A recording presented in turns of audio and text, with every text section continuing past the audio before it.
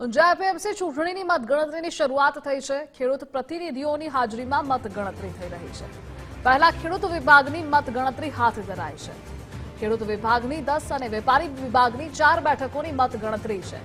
ખેડૂત વિભાગમાં 261 મતદારો પૈકી 258 મતદારોએ વોટિંગ કર્યું છે, તો 258 પૈકી શંકાસ્પદ 13 મત સાઈડમાં મુકાયા। ખોટી રીતે સ્ટેમ્પ માર્યાના કારણે 13 વોટ સાઈડમાં મુકાયા છે। હાલમાં 245 મતોની ગણતરી શરૂ કરાઈ। 14 બેઠક માટે 36 ઉમેદવારોના ભાવિનો ફેંસો થશે, તો ભાજપમાં ક્રોસ વોટિંગથી પેનલ તૂટે તેવી પણ શક્યતાઓ છે।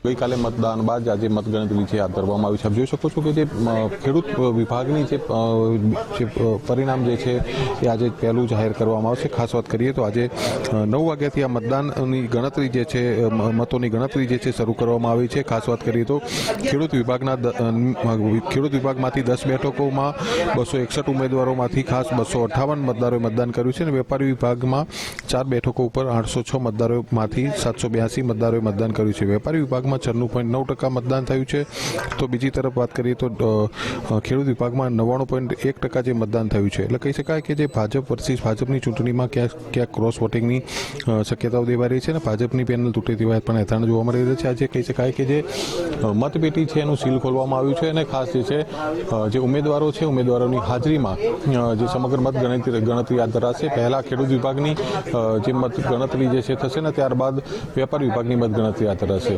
કેમેરામેન યોગેશ સાથે મુકેશ જોશી, ગુજરાત ફર્સ્ટ, ઊંઝા। રાજમુદ્દે સંવાદદાતા મુકેશ જોડાયેલા છે। મુકેશ, ભાજપમાં ક્રોસ વોટિંગ થશે તો પેનલ તૂટવાની પણ શક્યતા છે અને આજનો આ દિવસ એ ખૂબ જ મહત્વનો અને ખાસ છે।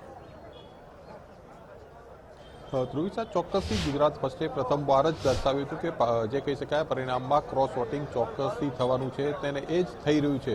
ખાસ વાત કરીએ તો જે કહી શકાય કે 4 રાઉન્ડ જે છે પૂર્ણ થયા છે અને 4 રાઉન્ડમાં દિનેશભાઈ પટેલ જે પૂર્વ ચેરમેન છે ઊંઝા એપીએમસીના, તેમના જે છે એ મતોથી આગળ છે। તો કહી શકાય કે જે તમામ માહોલ જે છે હાલ દિનેશભાઈ તરફી જે છે જોવા મળી રહ્યો છે। ખાસ જોઈ શકો છો કે જે પરિણામને લઈને મોટી ભીડ જે છે અહીંયા મોટી સંખ્યામાં લોકો એકત્રિત થયા છે અને કહી શકાય કે જે અનેરો ઉત્સાહ જે છે જોવા મળી રહ્યો છે। અને ખાસ વાત કરીએ તો હાલ ખેડૂત વિભાગમાં કુલ 261 મતદારો પૈકી 258 મતદારોએ ખાસ મતદાન કર્યું હતું અને ખાસ વાત કરીએ તો 258 પૈકી 13 મતો જે છે એની અંદર ખોટી રીતે સ્ટેમ્પ માર્યા હોવાના કારણે ખેડૂત વિભાગમાંથી 13 વોટ જે છે એ સાઈડમાં કરાયા છે અને હાલમાં 245 મતોની મતગણતરી છે શરૂ કરાઈ છે અને ઊંઝા એપીએમસીમાં ખેડૂત વિભાગમાં 10 બેઠકોમાંથી કહી શકાય કે જે ભાજપ કરતા જે છે અપક્ષ એટલે કે દિનેશભાઈની પેનલ જે છે સમગ્ર આગળ હાલ જણાઈ રહી છે। એટલે ચોક્કસપણે જે ગુજરાત ફર્સ્ટે પ્રથમવાર જ દર્શાવ્યું હતું કે ક્રોસ વોટિંગ થવાની પૂરેપૂરી શક્યતાઓ અહીંયા સેવાઈ રહી છે અને એ પ્રકારે જ થઈ રહ્યું છે।